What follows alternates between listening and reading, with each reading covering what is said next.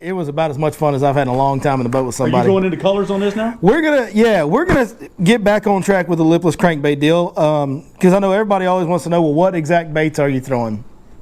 I have narrowed it down for me to a few, and I like to do that. I'm not a guy that likes to carry. Now, if you go get in my boat, you'd be like, God dang, you got a lot of tackle. I do. I got a lot of the same stuff, though, because I got to provide tackle for 3 or 4 people. You know what I mean? So I do like to simplify on colors. I don't like to carry. I don't want to think about colors, because let me tell you why I do this.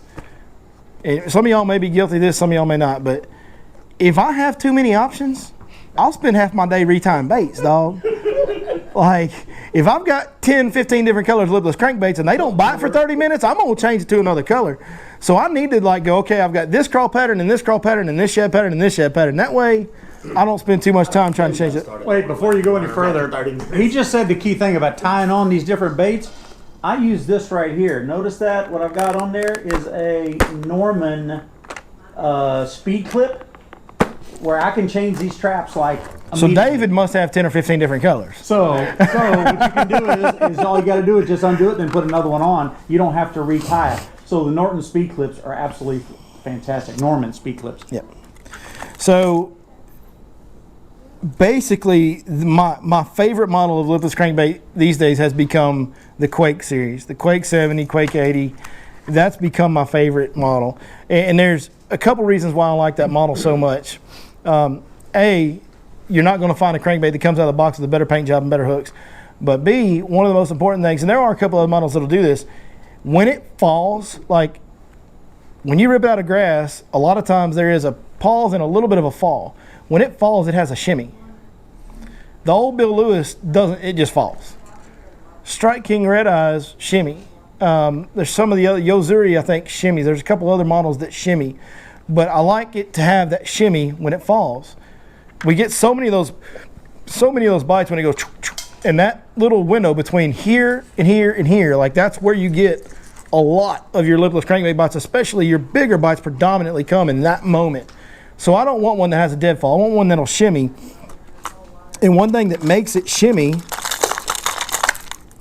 is if you look at that bait, hold that bait right up to the camera like that right there on the top side. If you look at the top side of that bait, it has 2 tiers.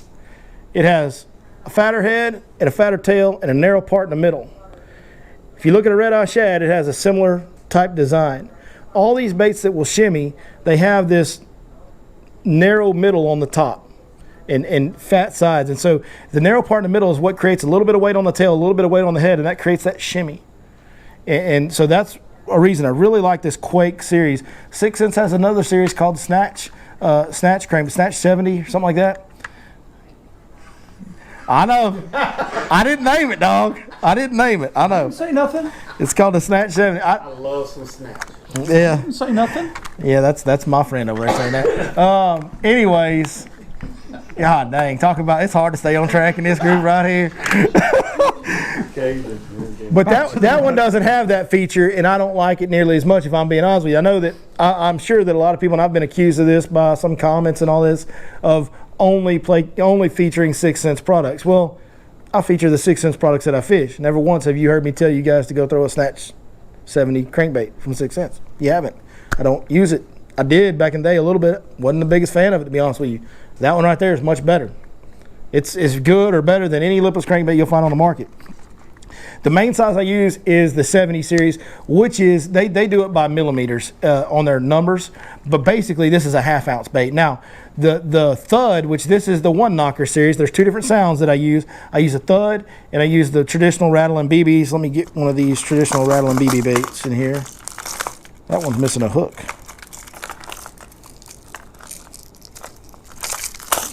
There's thud and BBs. The one with BBs, this is the one with the thud with the one knocker. Sorry, I'm losing my train of thought here. This is a 1/2 ounce bait, exactly a 1/2 ounce. This one's 5/8, so basically a 1/2 ounce. But with more BBs in there, it weighs a slight bit more. But that's the one that I throw predominantly, is the 70 series. The 80 series, which you can tell I don't use as much because it's really, really tangled up in all the hooks, is right here. As you can see, It's a pretty substantially bigger bait. Now, what David was talking about on Rayburn and Toledo Bend, when you got deeper grass, when I start getting grass in 7, 8 foot of water or deeper, I'm going to go to this. That's right. And with this one, the Quake 80 in the Thud series is going to be 3/4 ounce. The Quake 80 in the BBs is going to be 7/8 ounce. So this bait's really going to be easier to get down to that deeper grass. It's going to fall quicker. As you reel it slower, it's going to descend more deeper into the water column. I don't really use this as much, and the only reason I don't use this one as much has nothing to do with size profile. It's not too big. It is 100% to do with the area that I fish and the type of grass that I come into contact with. Most of our lakes around here, with the exception of Brandy Branch and Welsh, the grass that you have is going to be 5, 6 foot and shallower. That's pretty much Fork these days.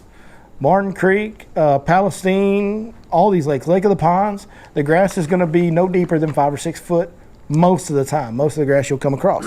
There are, of course, exceptions to every rule. So that's why I use the Quake 70. Half ounce, traditionally you go with a half ounce, man, you're in good shape. Now, one bait that comes into play that is important to have in your arsenal is a 1/4 ounce lipless crankbait. And I really wish that I had a Quake in a 1/4 ounce, but they don't make it in a 1/4 ounce. And the reason that it's important, not so much right now, but the colder we get, you need to fish these baits as slow as possible and still be able to contact grass. With a 1/4 ounce lipless bait, I can fish it even slower and not get bogged down in the grass. Does that make sense? Like if I'm in 4 foot of water and I've got grass up to 2 foot and I throw that half ounce, I've got to reel it at a certain speed to keep it from bogging down. Well, if I go to a 1/4 ounce, I can reel it slower. That's the only reason. Again, nothing to do with the size profile of the bait. Yes, it's smaller, but it's really about it staying higher in the water column or me being able to reel it slower to fish it more efficiently in that shallower grass at a slower speed. When I go to a 1/4 ounce, I traditionally use the Bill Lewis Rat L Trap. I have some of these old Booyahs. Man, they're just, I don't like them. I've caught more on the Bill Lewis for whatever reason. Sound, I don't know. It's just I've tried a few different ones. I've tried the 1/4 ounce in the Strike King. I've tried it, and the half ounce in the Strike King, to be fair, is a great lipless crankbait. I really, really like it.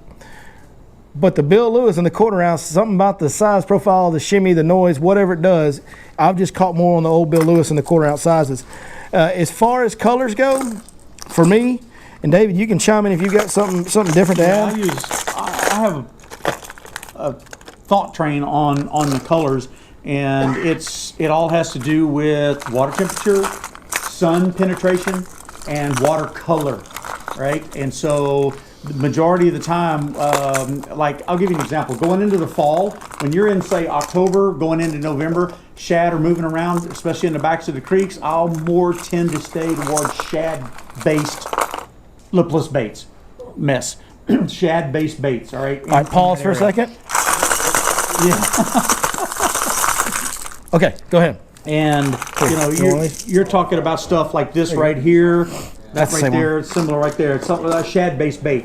As you coming into latter November, even in December, whenever we start to get cooler temperatures, the water starts to drop, you start getting these fronts come in, then I'll start bleeding over to the reds, and I'll have one of each tied on. Now, on a say the water temp like it is right now, probably I'm going to guess we're going to be out there tomorrow. Main Lake water temps are probably now 58, 57, give or take. Backs of the creeks, they're probably going to be 52, 51, 53 when you're further back. All right, so we're starting to get more sunshine heading up. It's going to depend on the water color. I'll have a red one tied on, but I'll also have an orange one tied on. In the more muddier water, I'll almost always use orange in that. And there's one that we call, it's called Coach Dog. That's the only thing I've ever known it as. It's an orange trap that has black stripes on it. And that's what we've used forever and ever with good success in muddy water. Okay, clearer the water, I will always use something that is more Rayburn reddish, that color, in clearer water. And these are on sunshiny days. On a cloudy day, 100%, especially if the water's cool, I'm almost always going to use gold on a cloudy day. I've had phenomenal success with that too on cloudy days, and even in dirtier water or clear water with gold. All right. So these are, I pulled out one of every color that I use. Wait, one more thing. On a sunshiny day in clearer water, you need to have a chrome blue tied on. Boy, that ain't no kidding. Chrome blue is one of the old school best colors. Pulled out one of every color that I use for, I mean, this is, I've got, out of all the trap models that I have, and I guess I shouldn't say one of every single model because there's different color variations and different sizes, but I've got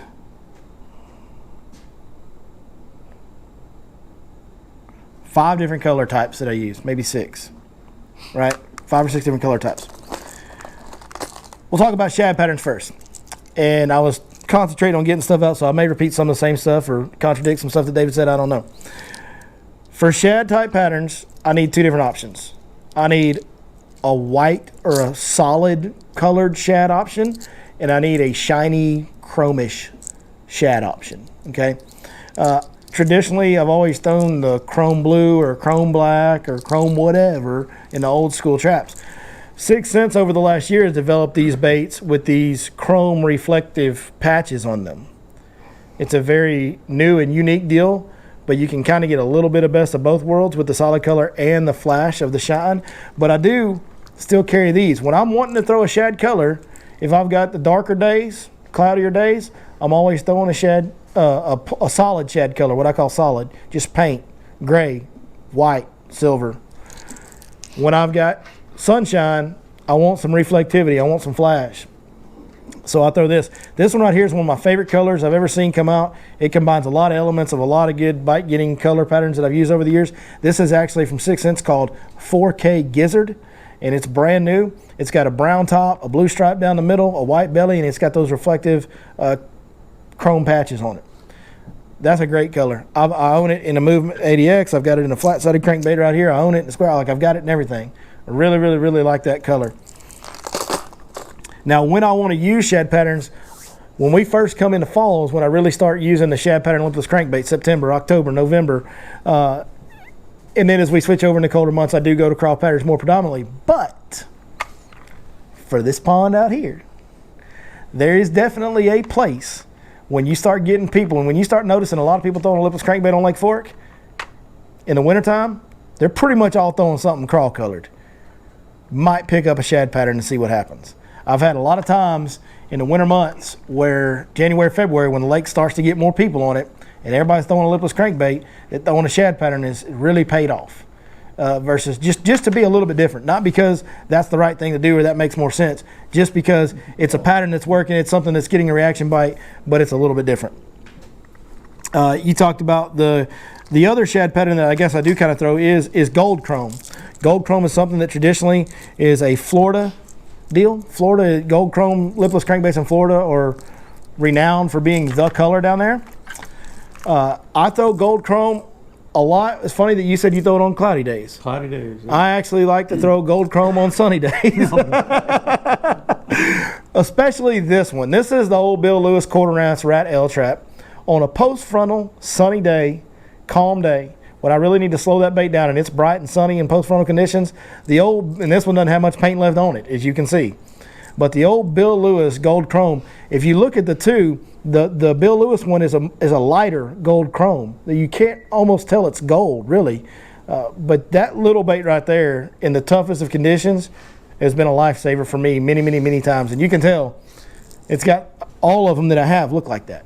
They all have half their paint gone. I need to get some more. Or maybe I just need to keep throwing these because they work, right? Whether they got paint or not, they still get bit. But the 6th Sense gold chrome and most gold chromes that you will come into contact with are a little bit darker gold chrome. And I do throw those, and I find that that's a very good option as well in the wintertime. When everybody's throwing crawl, that gold chrome is a great option, and I really like it over the crawl baits on sunny days, especially for me.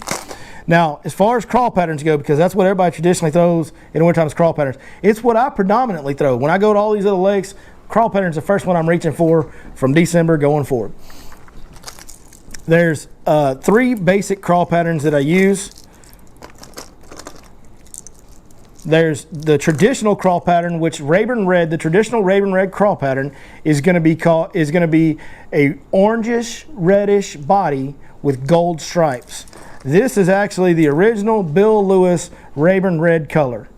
This is not called Rayburn Red by 6th Sense, and I can't remember what it is called, but as you can see, it's very similar. But the traditional Rayburn Red is an orangish reddish body with gold stripes. That's probably my number one reach in the box, grab it. And it probably just comes from growing up around Rayburn, and it's Rayburn red, and it's just what you throw. Like, that's the standard crawfish pattern. What I also like to have is a bright red. A bright red. Now, I do agree with David on this. On sunny days, this is a great bait if you want to stay with crawl patterns. This is actually called Delta Crawl by 6 Sense Fishing. It's a hard red with black stripes. This bait will do well for you in the brighter days. In clear water, too.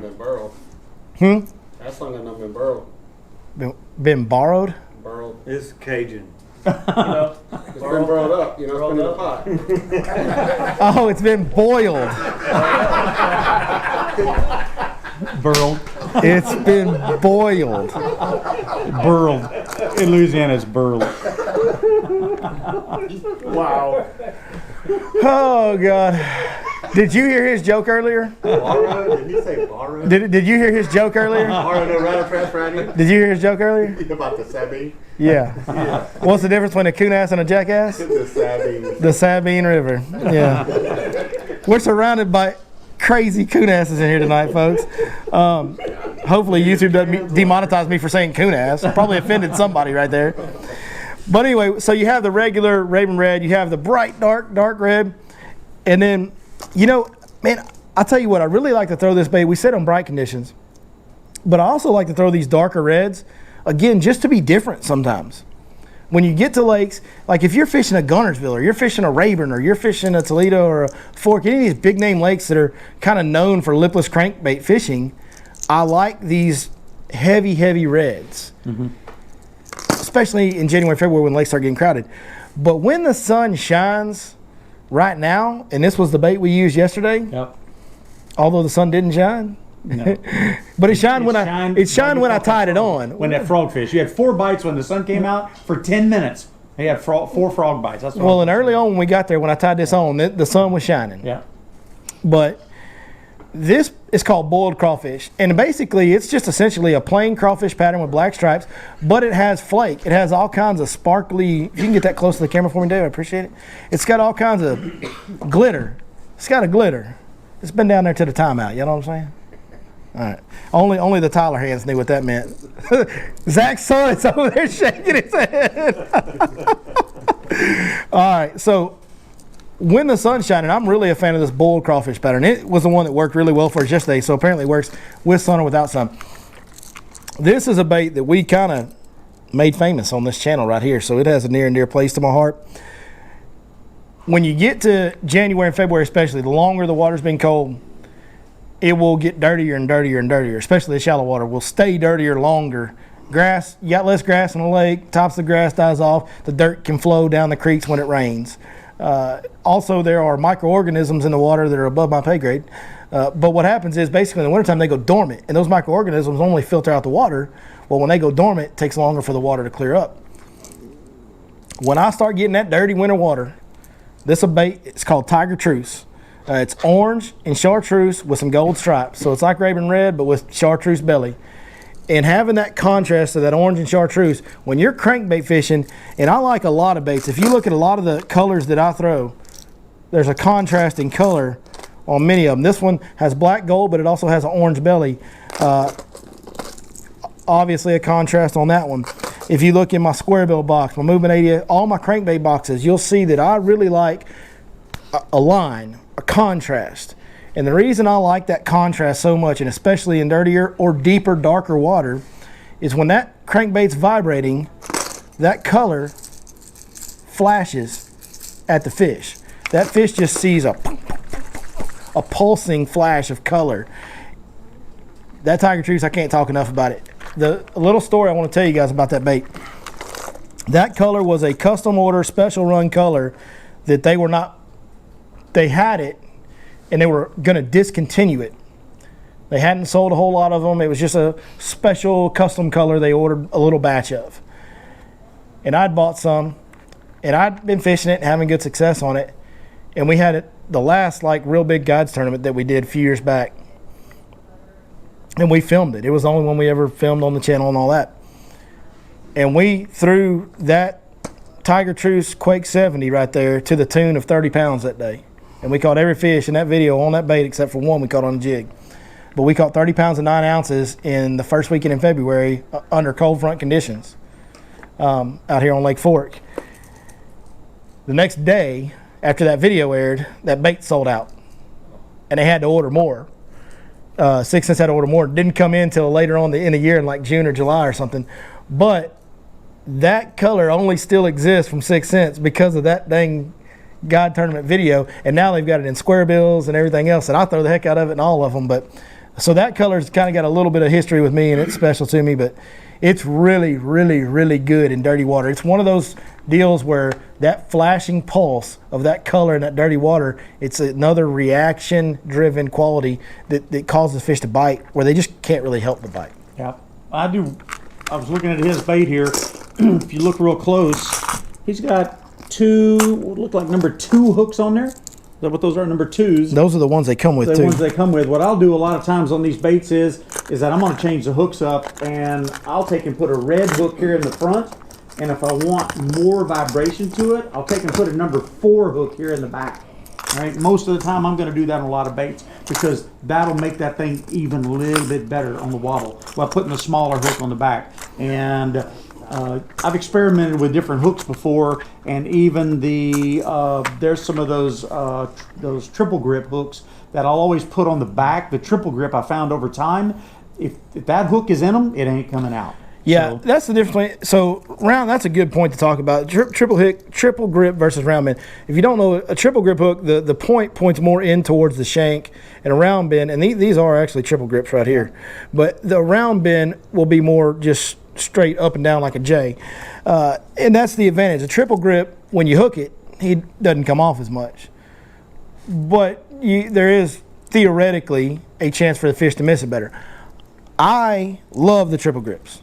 I throw triple grips on, I want to make sure I'm not lying to you, all of my lipless crankbaits have triple grips, I think. the only problem with it is that when you're getting them out of the fish's mouth most of the time with pliers, you destroy the hooks. So then you got to sit there and put another hook on. Yeah, a lot of times. Well, one thing that I like about these 6 Cents baits, and that's another thing, obviously the bite getting quality is the most important part, but one thing I like about all 6 Cents baits, and it's one of the reasons I've been so proud and then I so adamantly promote their products to you guys, because I want you guys to experience this as well. That goes back to your full setup too. Yeah, The triple grip, absolutely. based on your rod. Absolutely. You just, with 6 Cents, you just pull out of the box and fish it. Like, you do destroy a lot of triple grip hooks when you pull them out pliers, but not those, because those are the highest quality black nickel triple grip hooks on the market. And they come with the very best hooks you can buy, and they run true out of the box, and you don't have to change anything. The split rings are the best. You never blow out, on other crankbaits, you'll blow out a split ring a lot of times. You won't on theirs. Like, that's one thing I love. And you can change hook size to get more vibration or less vibration. But that Quake 70 vibrates pretty dang right out of the box, and you don't really have to monkey with those baits right there. And whether it's the swim jigs or whether it's the crawl baits, everything that you buy from 6 Cents, the jerk baits, the deep diving crankbaits, man, they all come out of the box tuned up, ready to go. You just tie them on and fish them. There are, for years, if you're fishing at the highest level, you were changing hooks on crankbaits, or you were having to tune a lot of your crankbaits when they came out of the box, so they run this way or run that way. And I'm not saying that never happens with a 6 Cents bait, but it's pretty rare. And if you get a batch, and I've seen this in the past where people do get like a bad run of crankbaits, they're going to replace them and give you the stuff that's right without any charge at all. So it's a company that's really, really easy to feel good about promoting, because I know when you guys buy them, you're going to get a very premium piece of tackle to fish. I don't do anything to those. I pull them out of the box, and they come with those big triple grips, and we go out there and get to whooping on our buddies. Tournament guys have a little different mentality. I mean, we're always looking for the next level. Man, I fished tournaments too once upon a time. Once upon a time. But I mean, and it's monkeying with the stuff, and maybe there's a little bit of an advantage. But also too, it depends on the architecture of the grass and the situation for the day. There is a place for a round bend hook. And there's places for all these. And if you'll notice watching those guys on TV, and they'll always mention something like that they've done a little bit different, that got them up there higher in the standings, you know. So I think I'm more trained in that area as far as You fished a lot more tournaments than I have. I fished a ton of tournaments. You I still fished a do lot. for that matter. You Matter of fished a fact, lot more tournaments than most people on earth. As a matter of fact, I'll be going down to Rayburn here in about less than a month. There's a Bass Champs. Bass Champs will be there on the 9th, and we'll more than likely be throwing the old lipless Does it trap. hurt when you look at this bait and this rod and all that? Does it hurt? Does it hurt me? Does it hurt you emotionally a little bit? No. You sure? Well, I Well, mean, because this is exactly what whipped aren't you. you due to give me one of these? This is what whipped you the other day. Oh, it whipped me. Oh, I see. Make sure I'm not hurting your feelings by having Yeah, it hurt here. my feelings. We gotta hide you. We gotta hide you, baby. We gotta hide you. I see. I showed you where that fish was that you caught, the biggest one. So you got to But give me not a little bit of credit. all the other ones I caught on that. You didn't. We'll argue on the numbers. I don't know. We don't have to argue. There's a video coming out Monday. All right. Is there any? Cutting Questions? that video up, by the way. I'm editing that. Yeah. Don't let me. Never mess with the guy that edits. Don't It's like get a me cook. started. Hey, it's like the cook, man. You can't mess with the cook. You can't mess with the You know, dude that I know edits. him. He's going to edit me out where I got one fish that day and it was that big. That's what he's The gonna drop shot fish is all that's going in for you. Oh, just. do. Questions? Of course, I'm kidding. Every fish catch goes in on every video. Any questions? gotta have a Anything? question. Ratio. Oh, good point. Great point. Go ahead. Good point. I personally use a 6-3 to 1 Yep. just about almost all the time. It's a good mid-level. If there is a situation where the grass is real thick and I am using a rod like that on braid, I will use a 7 to 1 ratio. I agree. In that case. I agree generally. I think the mid 6'3", 6'5" to 1, I think that's right. And especially for most people, because the deal about a lipless crankbait is you might have to fish it really, really slow to get to that grass. And you might have to fish it really, really fast to get it out of that grass. And I like a reel that can do as much of both as possible. Right. So that middle gear ratio is the best. I won't ever use a 5 to 1 on it because it's No. just too slow for that. Because if you'll notice, whenever you see me fishing something like that, you're always going to see the speed changing with the hand. And the mid grade, the 6'3", 6'1", 6'2", 6'3" to 1 gives you that ability to be able to maneuver. Because what the whole thing is that you'll find when you're fishing a trap, you're looking at the sky most of the time, and you're just letting the tip of that rod feel that grass is what you're after. And one leans into it, then you snap on it. Yep. Yeah, and the mid gear ratio is definitely what I recommend, and what I like to use for customers, especially. For me personally, I actually do like using a 7 to 1, but I'm having to be very, very conscious about how much I'm slowing it down, and that's just not really easy for someone that doesn't have a lot of experience to be that cognizant of how much they need to slow down with a 7 to 1. Or So- it's a set. Or same way with the set. Also with you know, what's funny is you never know. There's some people that are going to, generally speaking, inexperienced fishermen are not going to set the hook hard enough. That's actually, would you agree with that? Yeah. John, most of the time, most techniques, is not lipless crankbait, but overall fishing, the less experienced someone is, the less likely they are to set the hook hard enough. So that's another reason I really like these setups. Is customers can just do this and they can get out of the grass easier, and then they could just pull and reel and they can catch them. There can be a big debate on that, you know, and like I said, it goes back to the fiberglass rods. Learned over time that because that thing is parabolic, it bends evenly all the way across. And so what I learned over time with that fiberglass rod was whenever you have a fish on there and it loads up, it's more forgiving, because those fish, when they're shaking their head, that weight is out front.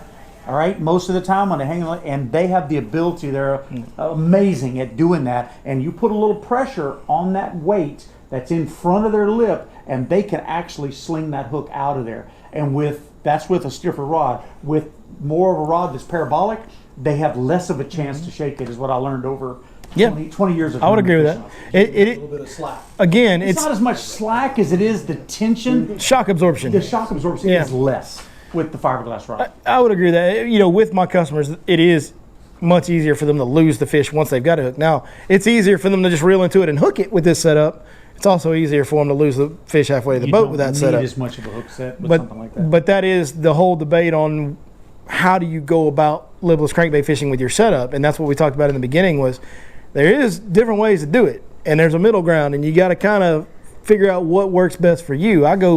I'm not the most extreme on the heavy end, but I'm pretty close. And David's not the most extreme on the light end, but he's more towards that light side than I am, for sure, obviously. It's a personal choice, man. Question, more. Yes. That where you said that you watch their hands. Yep. I was following that Walters guy around, and naturally you have to use binoculars, and so you're getting to where you just watch his hands. And I noticed he did something that I've never seen anybody do. He would just take his hand completely off the reel and just slap. And I'll tell you why that Slap was. it. I followed him also, and I watched him, and the guy I was with, he's using the Garmin live scope, and he could see that fish He's sight fishing. suspended in that tree, so he was sight fishing. When he throws that We do jerk some bait weird out stuff there, when they're on best too. We go like this. he threw You that know. jerk bait, and you notice that he would get like this, and he's working it pretty hard. But as he saw that jerk bait When the coming fish to would that react fish, to it, when that fish would once he react, got yeah. that suspended jerk bait right there, he'd slap that reel like that to make that jerk bait do this in place. So he wanted to have that jerk bait close to that fish so that the fish would just look at it, and you could hear him talking, and he would say, "He's getting ready to bite it. He's getting ready to bite it." Yeah. And he kept slapping that reel. Boom! He did it. Yeah, it was like when you're bed fishing and you get it in there and you might swim it through there or shake it pretty hard, and then as that fish noses up, we all go. You know what I'm saying? Like when you're bed fishing and you'll hop it in there and you'll kind of hop it around, but when that fish noses on the bait, you sit there and you go like this or you go like this and you just lightly shake it. That's essentially what he was doing. He was jerking that jerk bait kind of normal or kind of hard, and then when that fish would react and take a look at it and come off that tree a little bit, he would go. That was cool education, though. It was just- it was really neat. He Watch. I applied it last week. he essentially was literally sight fishing those Where fish. he was at Ridgeview or whatever. Yeah. My buddy flew in. We went down there. I live scoped it right at 8 foot suspended, and I told him, "Look," he was fishing back of the boat, watching it happen. I said, "Okay, slow it down." Bang! Yeah, Yeah. Wow. 6 pounder. Cool deal. Speaking. You're saying he can see the lure. He can Oh see the yeah, lure. yeah, Absolutely. yeah. You can see the lure on the live scope, 100%. So the first time my first experience with a live scope in person was I had a customer that wanted me to run a trip out of their boat to give them some trails to navigate Lake Fork and this, that, and the other. And he had a Garmin live scope, and knowing me, we were fishing shallow water most of the morning, and it was summertime though, but we were fishing shallow, and so it never got turned on. Well, as the day wore on, we pulled out on some main lake stuff. We were fishing some timber on a main lake point, and he goes, "Turn that live scope on." And I went, "No." He goes, "Why not?" I go, "Because it's going to cost me a lot of money. If I turn this thing on, it's going to cost me a bunch of money." And he goes, "No, man, turn it on." I'm like, "Dude." And he finally talked me into it. And I turned it on, and we were just throwing like 10-inch worms, 1/4 ounce, Texas rig, and some timber, typical summer stuff. And I knew this one tree where we'd been catching fish off of, and when I turned it towards it, he had the transducer rigged up on the trolling motor. So I turned the trolling motor towards it, and I could see fish sitting on that tree. You could see them like swimming and moving around the tree, and they were about 4, 5, 6 foot off the bottom on that tree. But I couldn't keep the trolling motor facing that way because of the wind. So I flipped the whole boat around to where I could point right into the wind and spot lock it, and it would point basically right at that tree, and I could see that tree most of the time. And once I got it all set up, I threw out there and I threw well past the tree, and I didn't see my bait. I'm like, "I thought you could see your bait on this thing." He goes, "Hop it a little bit." And I hopped it. Well, finally I'd thrown past whatever, I don't remember what distance he had it set on, but I'd thrown beyond that because I kept hopping. All of a sudden I see it on the end of the screen. So now I see it, I see the tree about 20, however many feet in front of it, and I just picked my rod up and swam my worm until I got that tree, and I dropped my rod tip, stripped some line, let it fall down that tree. Efficiency. It fell right down to the base of that tree, and when it fell to the base of that tree, one of them tree that was about 5, 6 foot up followed it down, and I went, and I caught him. And I watched that fish swim down that tree, that bait, and I shook it a couple times. He bit it, I caught him, and I went, "Oh, well, there goes $5,000.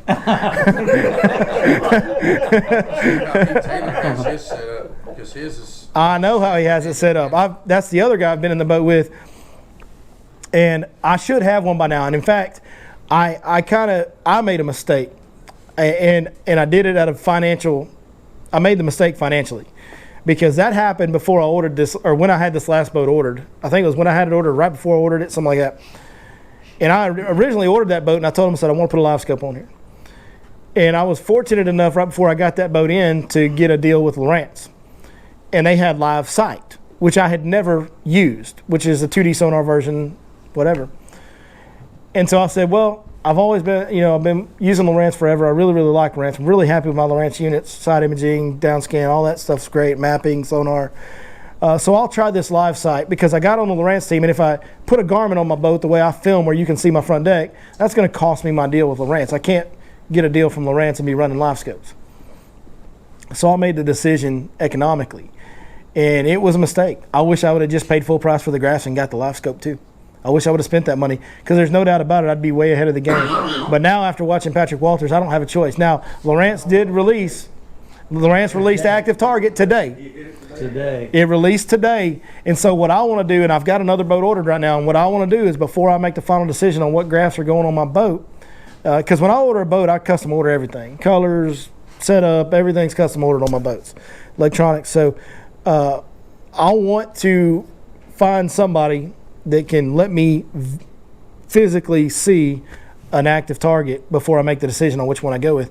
Because at the bottom line, at the end of the day, I'm a very loyal person. I'm very loyal to 6th Sense, Smash Tech, all my Lowrance, Skeeter. I'm very loyal to them. But the real story is I'm more loyal to the truth and to catching fish. And if that Garmin is a better graph, I've been in enough of them now, I know how they work. If it's a better unit, I will forego my Lowrance deal and just pay full price. And I'll tell them, I won't be deceptive. I won't get my last graphs, and then they find out. I'll tell them straight up, and I'll be honest with them, and I'll have some integrity about it, but I'm not going to use inferior units ever again after what I just saw. No. I mean, that really, to me, was eye-opening guys, it was eye-opening to everybody. He destroyed the all-time margin of victory, like just doubled it almost. Yeah. Well, the good news is that I've heard nothing but great things about the live target, about the active target, and that they say it's one up the Garmin. Yeah. So, and I know for a fact too that I was told I checked with Slade, and Humminbird will have their version out in March, I believe. It's called Mega Live. That's what a lot of guys are going. They're just going basically almost free agents. They're more going to the that's happening more often. Dealer and promoting the boat dealer. Sure. They can get. Hey, like you said, I like the Lowrance, I like their graphs, but then you can say, okay, I want a Lowrance, I want a Humminbird, and I want the Garmin Live. There's a lot of guys doing that.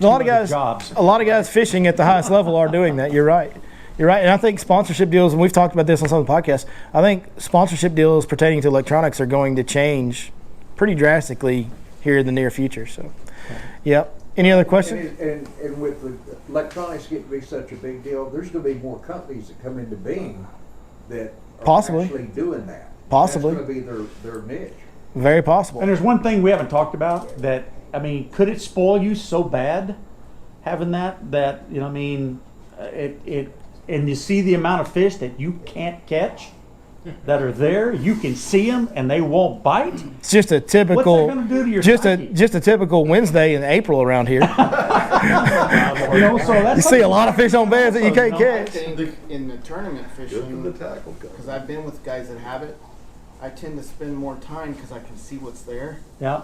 And it kind of comes back to kick me in the butt. It can. Because I see can. and I want to spend my whole time there versus I would already moved, went somewhere else and got But you can see size as well. Yeah. For sure, that is part of the factor is you can do that. And listen, I've had conversation with Jack York, who has been using the Garmin Live Scope more adamantly than anybody else on this lake all year. And he's told me that. He said, there's times when you're catching fish that nobody else is even looking at, and it's great. And there's also a lot of times where you might spend a lot of time chasing a fish that's not going to bite. Because the disadvantage to the live scope over sight fishing is when I'm looking at them on a bed, over the years, I've gotten pretty good at discerning will that fish bite or not, and I can usually tell pretty quick. See their mannerisms. Yeah, you can see their attitude, you can see their posture, you can see their fins wiggling or not. You can see all this. You can tell how long they're on a spot. And if they don't come back to that spot, they're not going to bite. That type of stuff. And that stuff you can't do with fish that are down deeper. So there is, but I think it's like anything else. Over time, certain guys have gotten better at bed fishing than others. And over time, certain guys will get better at reading that fish's behavior through that live scope than others. And they'll know, there will be guys that will be able to tell which fish they can catch better than others. If you listen to Patrick Walters and the discussions and the articles and stuff, interviews, one thing that he mentioned a lot was that those fish needed to be in the right position for him to catch them. So he had certain behavioral tendencies, whether it was a depth, relation to a structure, there was something he was seeing those fish, a behavior activity he was seeing out of those fish on that live scope that told him he can catch those fish and he can't catch these. And that's the evolution of the game, right? Because we're all new to the live scope right now, and so every fish we see we want to throw at. But as time goes on, we will learn more and more about how these fish behave in different situations and which ones you can and which ones you can't catch. And that's why it doesn't matter how good the equipment gets. The guys that are the best for a reason. No matter whether they have what equipment, whatever. But guess what? Bill Dance would still be whipping these guys if he was fishing today with live scopes and stuff in his prime. He would. He's more committed to working at it, and he's got more of a knack for it than other people do. Same thing with Patrick Walters, same thing with Jordan Lee, same thing with Jacob Wheeler. They're working harder than you are, they're more committed to it, and they have a better knack for it. Guess what? If you're the best at anything on earth, there's a reason. It's because you've combined the talent with the work ethic. And you're winning in both of those categories. That's the only way you become the best at anything, period. LeBron, I think they're going to outlaw it. They're not going to outlaw it. I don't think so. I think that the only thing they've really outlawed would be the Alabama rig. And I think that everybody right now, as they look back on that, even the ones that made that ruling, when they look back on it now, they're like, well, that was a mistake. I think everybody feels like banning the Alabama rig from tournaments was probably a mistake. Because an Alabama rig is not an end all to be all. Like, yeah, there's times when if you're not throwing an Alabama rig, you're not going to win the tournament. You know what else?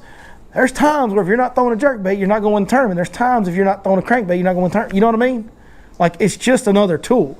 It's a very, very good bait, and when it's right, it's better than everything else. But it's not like you just go out and throw an Alabama rig every tournament and you win the tournament. That's not how it is.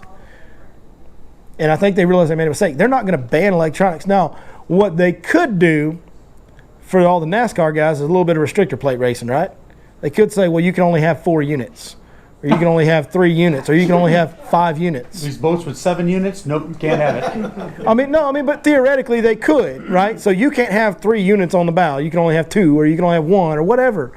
There could. I don't know what the right answer is there right now. I don't think there's. Just because you see the fish, there is still the art and science and technique of catching the fish, getting them to bite and landing them. That's what this whole thing is about. We've all been trying to find ways to find fish more efficiently.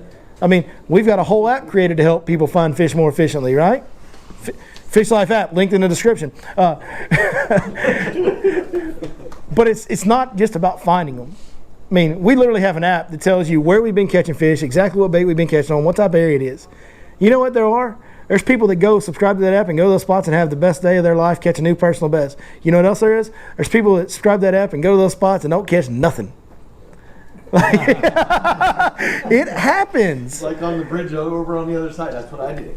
It can happen. And that's just part of fishing. There are guys that are going to be better no matter what equipment you throw them. So I don't see any way they can really think about banning these electronics. All it's doing is helping you find fish. It ain't catching them. Now, if we get robot lures, it'd be a whole different game. You know those exist? Like, they've got these little swim bait lures that are robots that you just put them out there and they just swim. Like a fit. Those do exist. I've seen the ones that are Whatever pull string. electronics out there all comes with strip club software. You can see them, but you can't make them buy. Strip club software. You can see them, but you can't make them buy. James has made an appearance. The knowledge that just got dropped in here. It's like a strip club. You can see them, but you can't make them buy. That needs to be a bumper sticker. That is, you know what? I know I've missed you, Mr. James. I knew I've been missing you in my life. Good night. That's greatness. Hey, as we wrap this thing up, man, that brings me to something that I wanted to make sure I said tonight was we've got some guys that have been here at every one of these for a while. We got some guys that used to come to every one of them, and some of my close personal friends, business partners, and even Mr. James, who just barged in the door right there with that comment. But that's a man that I've known around there. He's known me long before I was thinking about guiding.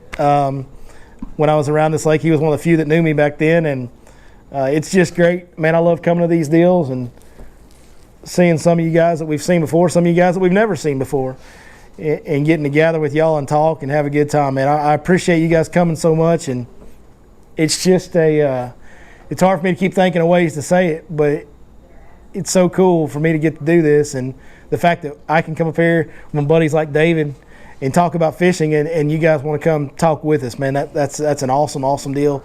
And I really sincerely appreciate all of you, and I appreciate all you guys that can't be here that watch on camera as well, of course. So thank y'all. Is there any more questions before we get out of here? I know it's been a long one tonight. It's been a long one, but it hasn't felt like a real long one. Greatly appreciate you guys. Yeah. The questions and the camaraderie. And we Who's gonna win tomorrow? at Lay, I didn't even at Lay or Cumberland. Tomorrow here with you guys. Oh, with me, I'm not. I got a guy trip tomorrow. I'm actually starting a off-season soccer program for the Van Soccer Association. So it's our first day tomorrow. So I will be watching kids chase soccer balls around in circles tomorrow. So David's gonna win. I'm gonna win. David's winning hands down tomorrow in a landslide. But no. Also, big shout out Lake Fork Marina. Anybody that's coming out here behind the camera, come visit Lake Fork Marina, man. They do such a great job. They actually, the only night they stay open this late, this time of year, is for us. So we greatly appreciate them. We want you guys to come here, support them, buy some stuff in the tackle store, eat next door at Tiffany's, get a room here. Use Lake Fork Marina every time you get a chance. And they have that discount right now too. That's right. Holiday discount. What is it, 20%? 5%. 25% off tackle. Oh, I thought that ended at the That end. ended in It's November. That is November. That's a November deal. End of That's right. November. Never mind. Come buy the tackle anyway, even though it's full price. Hey, thank y'all for watching. Thank y'all for being here. We'll see you in 2 weeks.